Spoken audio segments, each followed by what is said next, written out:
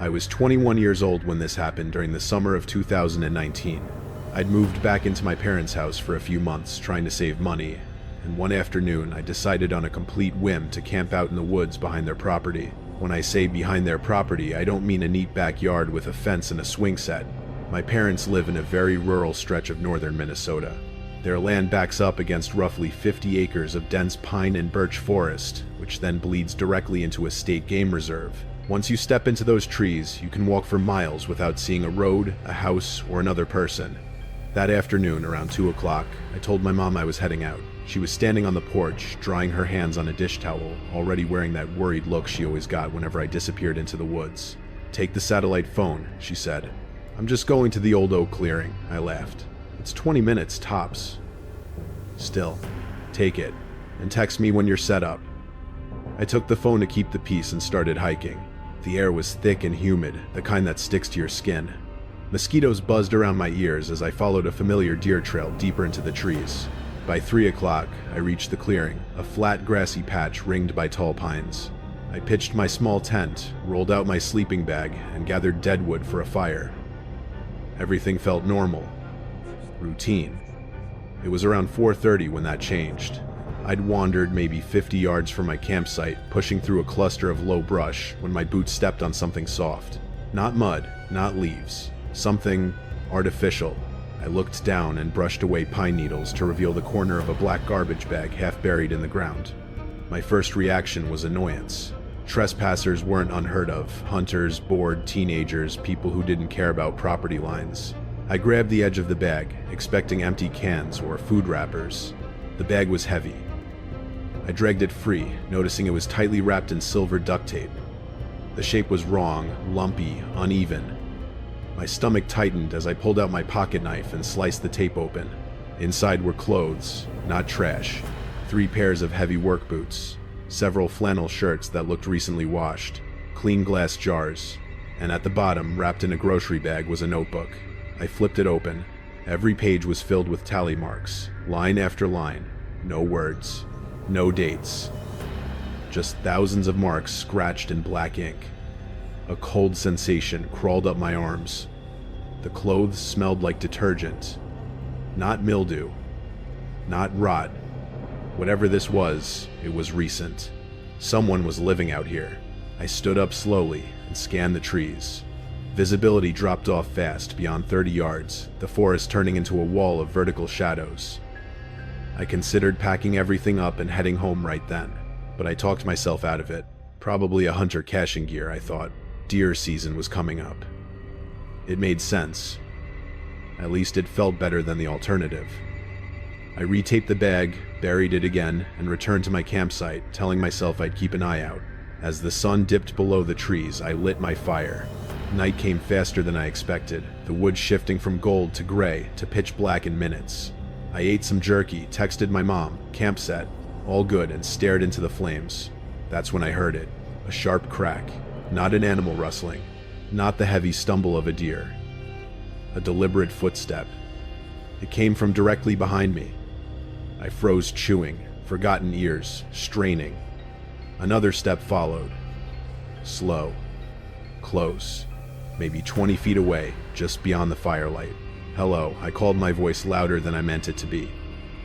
"Private property." No response.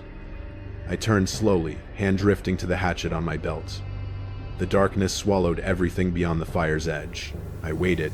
Nothing happened. Eventually, I convinced myself it had been a deer. They freeze when startled. I'd seen it plenty of times before, but the comfort was gone. I let the fire die, crawled into my tent, and zipped it shut, the sound unnaturally loud in the quiet forest. I lay there, staring at the nylon ceiling, listening to the night. I was just drifting off when I heard it. A whistle.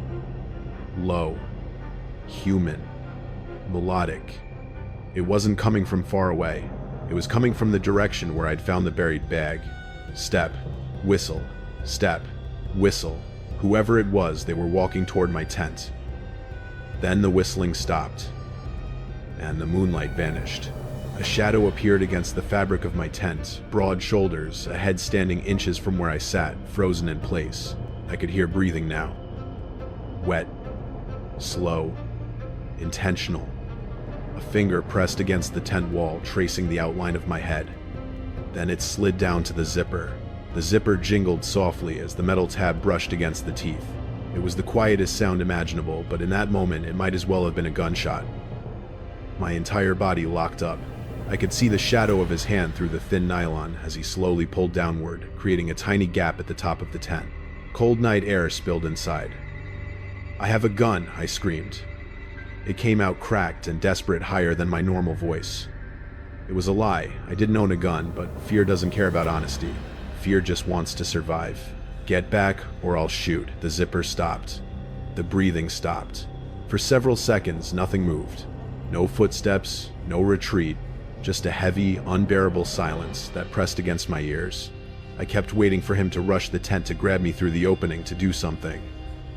Instead, the shadow slowly withdrew. It didn't run. It didn't stomp away. It simply stepped backward into the darkness, so smoothly that it blended into the trees as if it had never been there at all. I sat there, shaking hatchet clenched in my hand, every muscle screaming at me to move, but I didn't. Not yet. I listened, counted my breaths, tried to decide whether the silence meant safety or a trap. That's when it hit me.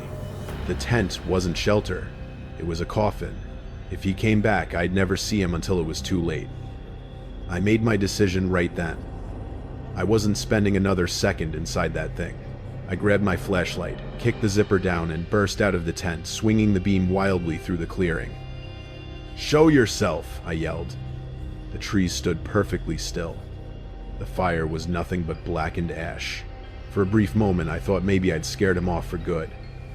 Then my flashlight caught something pale near the edge of the clearing. A face. It was peeking out from behind a white birch tree, maybe 50 feet away.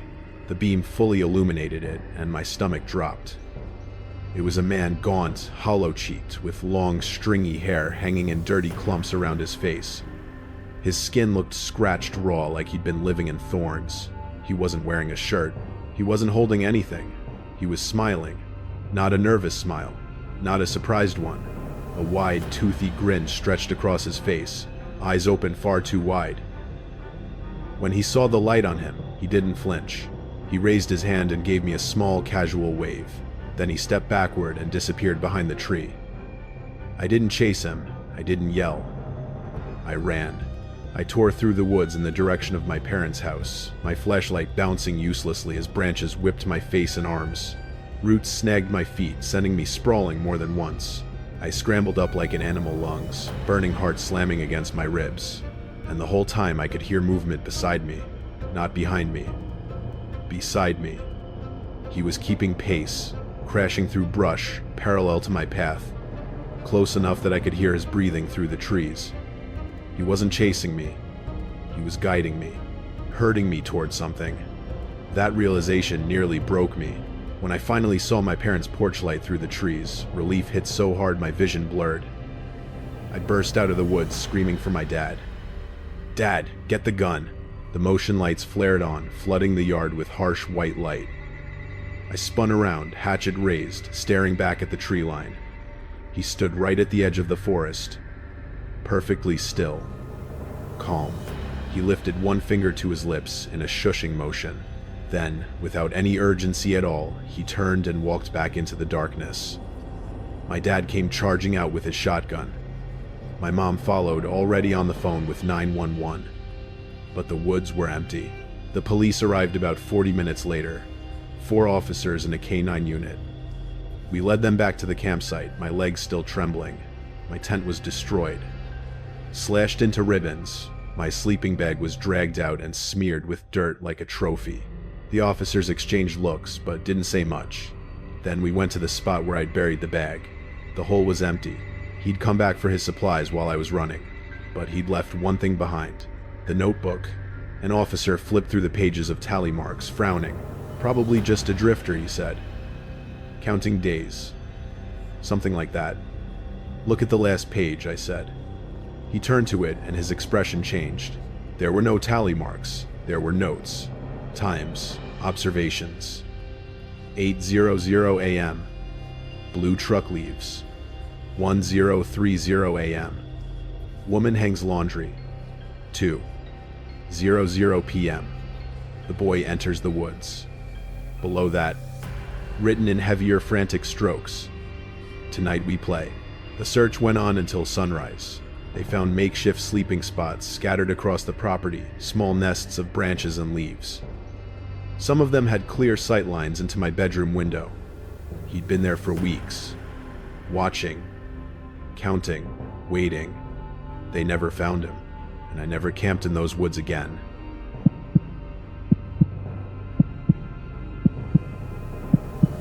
People often ask me why I stopped hiking. They assume it's because I got lazy or because I got busy with work. I let them believe that. It's easier than explaining that I stopped hiking because I learned that in the deep canyons, an echo isn't always your voice bouncing back. Sometimes it's something else answering you. This happened in the fall of 2021. I was living in Utah at the time, obsessed with the slot canyons, those narrow, winding gorges carved by water over millions of years. My roommate Nolan was my usual hiking partner. Nolan was the skeptic. If a trail had a danger sign, he took it as a challenge. If a local told a ghost story, he rolled his eyes. He was capable, fit, and incredibly arrogant. We decided to tackle a remote section of the Canyonlands, known locally as the Throat. It wasn't a marked trail on any official park map. You had to drive 10 miles down a dirt road park at an unmarked trailhead and rappel down into the canyon floor. Once you were down, the only way out was to hike 12 miles to the exit point. We dropped into the canyon around 9:00 a.m. It was breathtaking.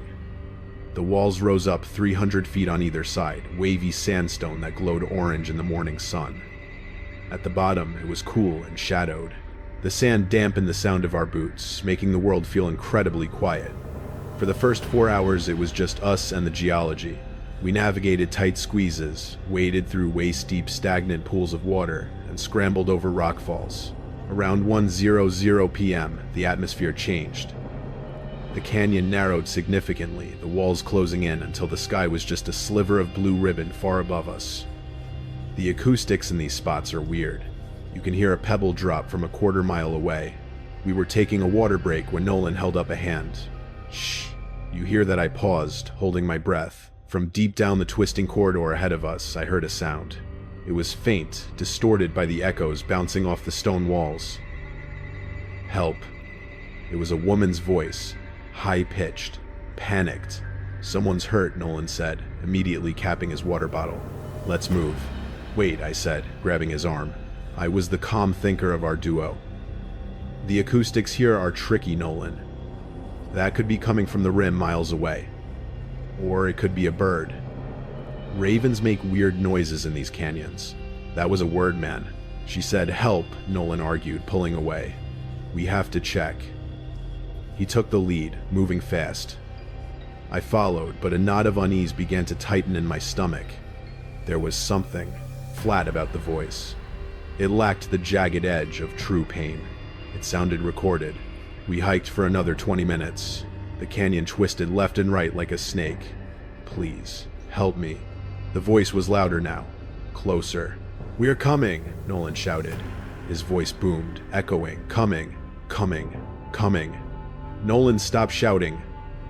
I hissed. If someone is hurt, they can hear our footsteps. Save your breath. We turned a sharp corner and found something that stopped us dead in our tracks. In the middle of the narrow, sandy floor lay a single hiking boot. It was a sturdy, expensive brand. It wasn't old and weathered, it looked brand new. The laces were still tied in a double knot, but the foot wasn't in it. Where is the rest of her? Nolan whispered, the arrogance finally draining from his face. I looked at the sand around the boot. This is where it got strange. There were no footprints leading to the boot and none leading away. It was as if the boot had fallen from the sky. It hurts. Please. The voice came again, but this time it didn't come from ahead of us. It came from above.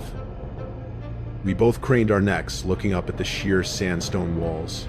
About 50 feet up, there was a small dark fissure in the rock face, a cave opening barely big enough for a human to crawl into.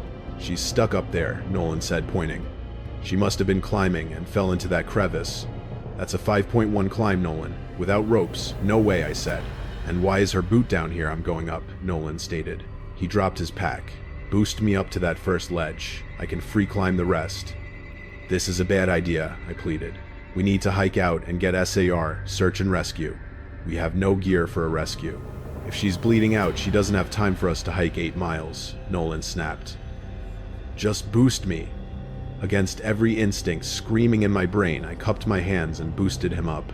He caught the first ledge, pulled himself up, and began to scale the wall.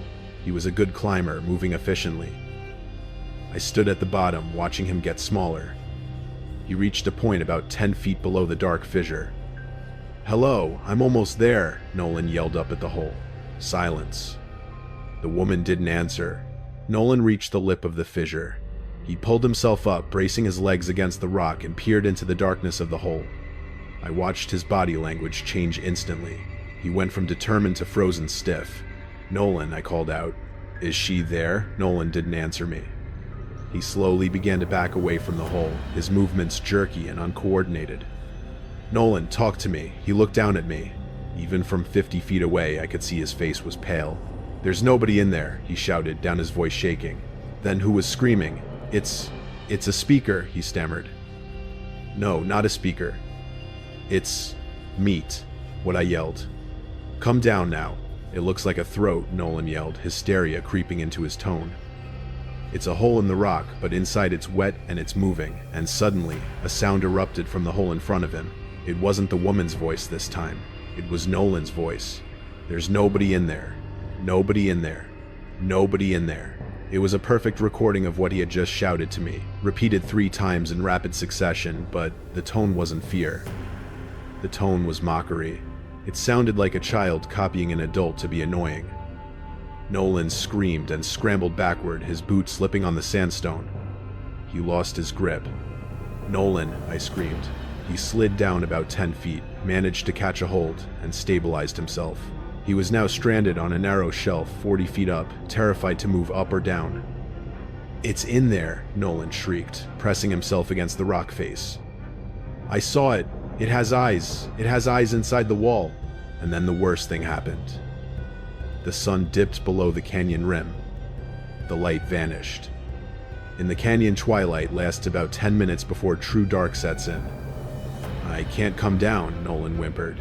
"I can't see the holds." "Turn on your headlamp," I yelled, fumbling for my own flashlight. I left it in my pack. His pack was at my feet. I looked up at him, a small trembling silhouette against the darkening rock, and from the hole above him, a long, pale, spindly limb, too long to be a human arm with too many joints, began to slowly reach out of the fissure, groping blindly down the rock face toward where Nolan was huddled. The limb that extended from the fissure wasn't reaching fast. It was testing the air like an insect antenna. It was pale, almost translucent, and looked wet. I shone my flashlight beam directly at it, hoping the light would startle the thing, but the beam just illuminated the slick, hairless texture of the skin. It looked like raw chicken. "Nolan," I screamed, my voice bouncing off the canyon walls. "Don't look up. Look at me. Just look at the beam." Nolan was hyperventilating. I could hear his jagged gasps echoing down to me. "It's touching my hair. Oh God, it's touching my hair." "Jump!" I yelled. It was a desperate command. A 40-foot fall onto sand might break a leg, but staying on that ledge was a death sentence. "Aim for the sand. Do it now." Nolan hesitated. He shifted his weight, preparing to leap. But then the voice spoke again. It didn't come from me. It came from the darkness right above Nolan's head. And it wasn't the distorted, mocking voice from before. It was my voice. It was perfect.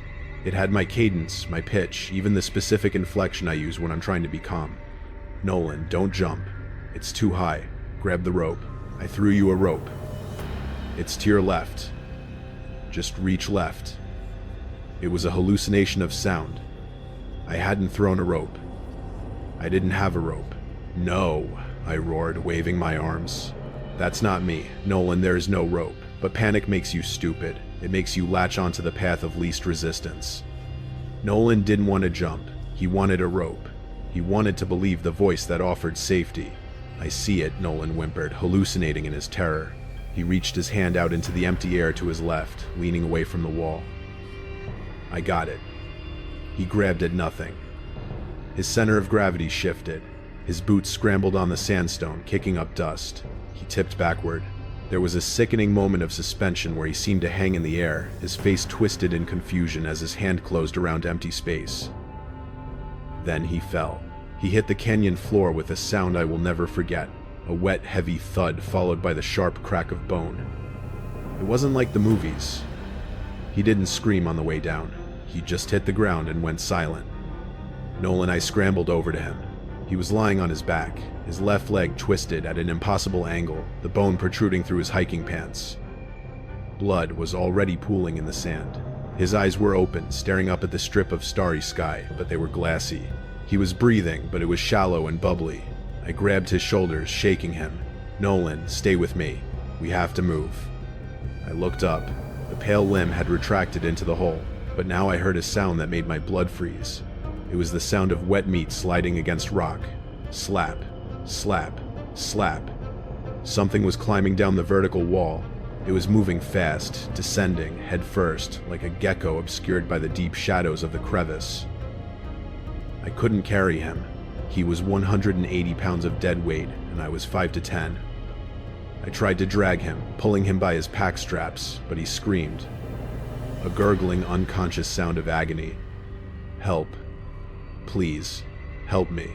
The voice came from the wall, maybe 20 feet up now. It was the woman's voice again. Then it switched. "Nolan, grab the rope. Grab the rope." It was mocking me. It was replaying the moment of his death while it hunted us. I made the hardest decision of my life. I knew that if I stayed, we both died. If I ran, maybe I could get cell service at the high ground near the exit and call for a chopper. "I'm sorry," I sobbed, dropping his straps. "I'm so sorry." I turned and ran. I ran through the pitch-black canyon, my flashlight beam bouncing wildly. I didn't pace myself. I sprinted until my lungs burned and my legs felt like lead. The sand sucked at my boots, trying to slow me down. For the first mile, I could hear it behind me. It wasn't running. It was moving through the upper ridges, leaping from wall to wall. I could hear the clatter of loose rocks falling as it tracked me from above. It was hurting me again, just like it hurted Nolan. It started cycling through voices. It played snippets of conversations Nolan and I had earlier that day. "Pass me the water. Check out that view. I think we're lost." It was remixing our lives into a soundtrack of terror. I didn't stop until I reached the chaotic rockfall at mile 4. I wedged myself into a tiny crevice beneath a massive boulder, clicked off my light, and drew my knife. I sat there in the absolute dark, shivering, listening. The sound stopped. The canyon went silent. I waited until the sun came up. I didn't move a muscle for 7 hours. When the light finally touched the canyon floor, I hiked the rest of the way out. I didn't hear the creature again. I reached the ranger station by noon. I was dehydrated, covered in scratches, and babbling like a lunatic. They launched a recovery mission immediately. They found Nolan's body later that evening. Here is the part that keeps me awake at night. The autopsy report listed the cause of death as blunt force trauma from the fall. But the ranger who found him told me something off the record. When they found Nolan, his vocal cords were missing. They hadn't been eaten by scavengers. There were no bite marks. They had been surgically, precisely removed. I don't go into the canyons anymore, and I don't like silence. Because in the silence, sometimes I think I hear Nolan's voice asking me to grab a rope that isn't there.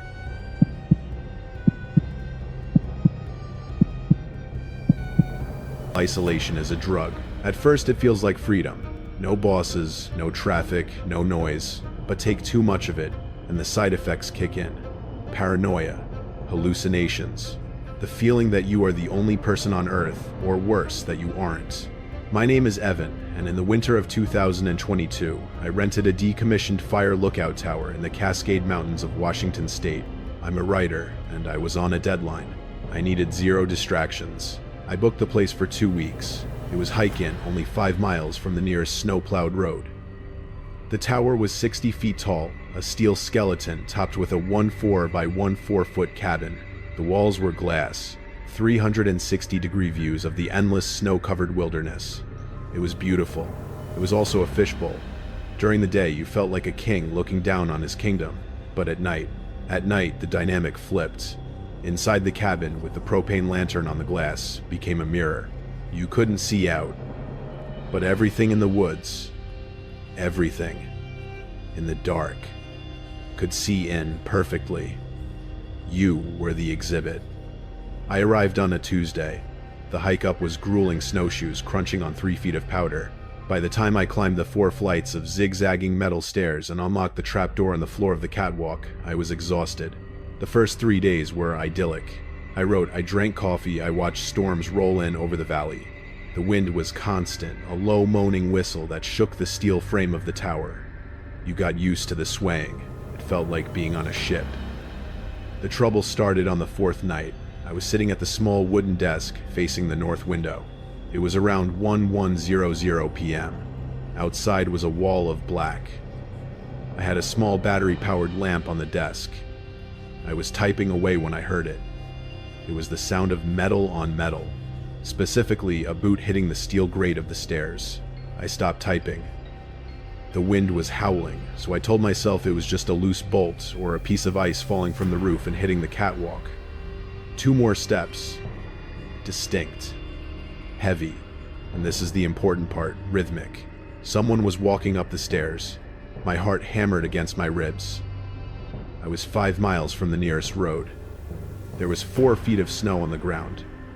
Nobody just strolls by a fire lookout at midnight in a blizzard. I stood up and killed the light. Darkness flooded the cabin. Now, with the light off inside, I could see out faintly. The moon was behind the clouds, but the snow reflected enough ambient light to create a gray, ghostly visibility. I crept to the window and looked down through the glass floor grating of the catwalk. The stairs zigzagged up the tower. I scanned the flights below. I let out a breath I didn't know I was holding. Ice, I thought. Just shifting ice. I went back to the desk, but I didn't turn the light on. I sat in the dark watching the tree line. Then, I saw it. Down at the base of the tower, right where the steel legs met the snow, there was a single stationary light. It wasn't a flashlight beam that moves and bobs. It was a dull red glow, like the ember of a cigarette. I squinted. The red dot didn't move.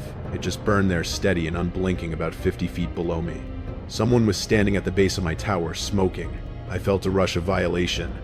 This was my sanctuary. I unlocked the window latch and slid the pane open. The freezing wind blasted into the cabin, carrying snowflakes with it. "Hey," I yelled down. "This is private property. You need to leave." The wind tore my words away, but the red dot reacted. It didn't drop the cigarette. The red dot slowly rose. The person was looking up. Then the red dot began to move. Not away from the tower. Toward the stairs. I slammed the window shut and locked it. I ran to the center of the room and checked the deadbolt on the door. The door to a fire tower isn't a solid wood door. It's a heavy steel door with a glass upper half. I stared at the handle. It was locked. I heard the first step on the bottom landing. They were coming up. I grabbed the only weapon I had, a heavy iron fire poker from the wood stove. I stood in the middle of the room shivering, not from the cold, but from the adrenaline. Slow. Methodical. They weren't rushing. They were taking their time. There are 4 flights of stairs. That's 60 steps. I counted them. At step 20, I convinced myself it was a ranger.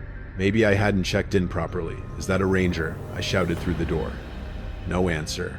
Just the footsteps. At step 40, the panic set in. The person wasn't stopping. They weren't calling out. They were just coming. At step 50, they reached the final landing, the catwalk that wraps around the cabin. I backed up against the far wall, gripping the poker. I watched the door handle. The footsteps stopped. They were standing right outside the door. I couldn't see them because the door was on the south side, and I was backed into the north corner, and the angle was wrong. But I could see their shadow stretching across the floorboards of the cabin cast by the moonlight. The shadow was huge. The shoulders were broad. And the shadow wasn't moving. I waited for the doorknob to turn. I waited for a knock. Instead, a face pressed against the glass of the door. It was pressed so hard that the nose and forehead were white and flattened. The glass fogged up around the mouth with every breath. It was a man, but his eyes were wide open, unblinking, and he was smiling. But it wasn't a happy smile. It was a rictus grin, forced and tight, like the skin was pulled back too far. He didn't try to open the door. He just stared at me, and then he started to tap on the glass with one finger. He wasn't trying to break in. He was testing the glass. Then, without breaking eye contact, he moved. He stepped away from the door and began to walk around the catwalk. Because the walls were all glass, I could see him. He walked slowly along the east wall, dragging his hand along the glass. The sound of his dirty palm sliding against the window vibrated through the room. He was circling me, walking around my glass box. He reached the north wall right in front of where I was standing. There was nothing between us but a 1/4 inch of pane glass. He stopped. He leaned in close, his breath fogging the window again. He raised his hand and held up a set of keys. My spare keys. The ones hidden in a magnetic box under the chassis of my truck parked 5 miles away. He didn't just walk here. He had found my truck. He had found my keys. And on that ring was the key to the tower door. The metallic jingle of those keys was the loudest sound in the world. He didn't say a word. He just held them up, shook them gently, and then walked back toward the door. My brain finally rebooted. I had maybe 10 seconds before he reached the door. I threw the fire poker onto the bed and grabbed the heavy wooden chair I had been sitting in. I sprinted to the door and jammed the top of the chair back under the door handle, wedging the legs against the floorboards. It was a makeshift brace, the kind you see in movies, but it was all I had. I backed away, picking up the poker again, my eyes locked on the latch. The key slid into the deadbolt. The lock turned. The bolt slid back. The handle depressed slowly. The door pushed inward. The chair groaned. The legs scraped against the wood floor, screeching, but they held. The door opened about an inch, stopped by the tension of the chair. Through that 1-inch gap, I could feel the freezing air rushing in, and I could hear him. He wasn't breathing hard anymore. He was calm. "Let me in, Evan," he whispered. He knew my name. Of course he knew my name. He had been in my truck. He had seen my registration. He had probably been through my wallet if I left it there. "I have a gun," I lied again. It seems to be the universal lie of the defenseless. "I'll blow your head off." He didn't flinch. He didn't try to shoulder the door. He didn't scream. He just released the handle. The door clicked back against the latch, though it remained unlocked. He stepped away from the door and walked back to the window. He put his face against the glass again. He looked at me huddled in the center of the room with my iron bar, and he laughed. It was a silent laugh, his shoulders shaking, his breath fogging the pain. He realized he couldn't get in easily, but he also realized something far more terrifying: I couldn't get out. He sat down. Right there on the metal grating of the catwalk in the freezing wind, he sat down with his back against the glass, legs stretched out. He pulled a pack of cigarettes from his pocket, lit one, and exhaled the smoke. He was settling in.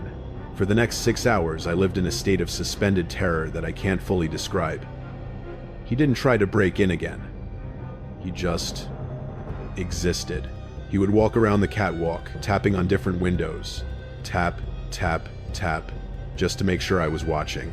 Sometimes he would disappear to the other side of the tower, and I would have to spin around tracking him, waiting for his face to pop up in a new window. He was playing with me. I was the fish in the bowl, and he was the kid tapping on the glass. Around 4:00 a.m., the temperature dropped to near zero. I was freezing because I had let the fire die. I was too scared to turn my back on the windows to load the stove. The man stood up. He walked to the east window where the first gray light of dawn was just starting to bleed over the horizon. He looked at the sunrise, then looked at me. He raised his hand and waved goodbye. Then he placed my keys gently on the metal grating of the catwalk. He turned and walked down the stairs. I listened to his footsteps fade until they were swallowed by the sound of the wind. I didn't move for another hour. I waited until the sun was fully up, illuminating the valley in blinding white light. Only then did I remove the chair. I opened the door.